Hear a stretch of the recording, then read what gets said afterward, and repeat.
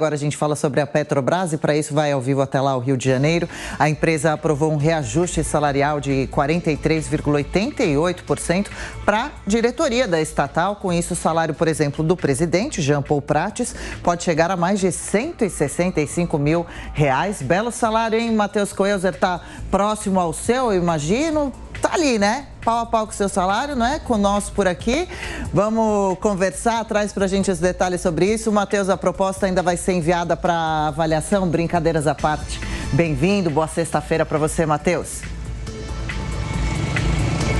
Quem dera, né, Adriana? Ótima sexta-feira para você também, Thiago, a toda a nossa audiência aqui do Jornal da Manhã. Como você falou, esse valor superior a R$165 mil, ele vai passar por uma aprovação pelo Conselho Administrativo, Deliberativo e também compostos pelos acionistas. Não tem efeito agora imediato, se aprovado, passa a valer, então, a partir do mês de agosto, um percentual superior a 43%, um salário superior também a R$165 mil. A gente destaca que o salário da diretoria, ele não era reajustado há 6 anos, pelo menos foi a informação repassada em nota pela estatal, um salário que na época estava superior a R$120 mil.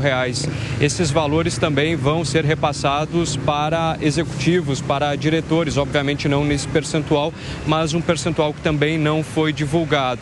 Depois dessa reunião que está prevista para a semana que vem, a gente ressalta também que a Petrobras informou nessa semana a eleição dos 7 novos diretores, compondo assim 9 diretores que a partir do final, do mês de março já assumem no período de 2 anos até 2015, assim também como o período do presidente Jean Prates. Toda essa movimentação em relação à questão do salário, ela trouxe uma grande polêmica, como você muito bem falou, Adriana, em relação também a esse valor tão expressivo de R$165 mil, o que vai impactar também na geração, num contexto geral das finanças da estatal. Ontem mesmo nós também falávamos a respeito da questão da redução do diesel num percentual também de 18 centavos, mas ainda fazendo uma pesquisa de preço pelos principais postos aqui da capital fluminense, conversando também com alguns motoristas, o que deveria ser empregado, essa redução de 18 centavos, ela ainda não foi empregado. Inclusive, na maioria dos postos, o valor do litro do diesel não se encontra menos de R$6. Na Baixada Fluminense tem seu registro no valor de R$5, um pouquinho mais de R$5 o valor do litro do diesel. Ou seja, uma preocupação também não só para a população, mas também pelo Procon, porque aqui no Rio de Janeiro, muitas vezes, quando se tinha a diminuição do valor do combustível, muitos postos não faziam o emprego disso. Muito na questão do aumento e também da diminuição. E depois, então, da quarta-feira, quando se teve essa decisão, hoje na sexta, a gente consegue ver, pelo menos aqui no Rio de Janeiro, então, de fato, que essa redução não está sendo praticada pelos postos, como neste posto aqui de onde eu falo ao vivo. A gente vai seguir acompanhando essa reunião também que está prevista para os próximos dias, se vai ser aprovado, então, esse novo salário com percentual de mais de 43%, chegando a mais de R$165 mil, o salário do presidente da estatal, Adriana. Falta essa aprovação, a gente acompanha. Valeu, viu, Matheus? Até daqui a pouco de novo. Luiz Felipe Dávila, o brasileiro que olha perplexo para um valor como esse, faz mal em comparar ou faz algum sentido? O salário mínimo, cerca de R$1.300, né? Tudo bem, a Petrobras, o Matheus falou, quase 6 anos sem reajustar, um tempão sem reajustar o salário dos diretores. Mas aí vem um reajuste de 43,88%. Geralmente o salário do brasileiro é reajustado em 8%. Quando muito, quando reajustado também. É justo para um presidente de uma estatal como essa? É um valor correto?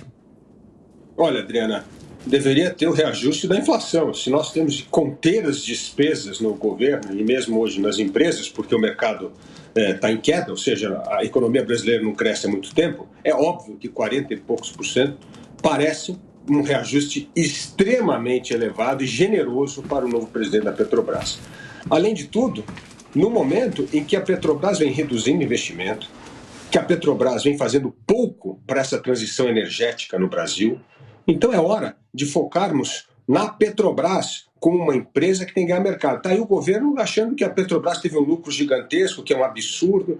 Então, assim, é uma total... É o que eu falo assim, esse governo está totalmente perdido. Eles não sabem o que faz. Critica o lucro, mas quer dar aumento de 40% para o presidente da Petrobras, para a diretoria da Petrobras, não só para o presidente, para a diretoria da Petrobras.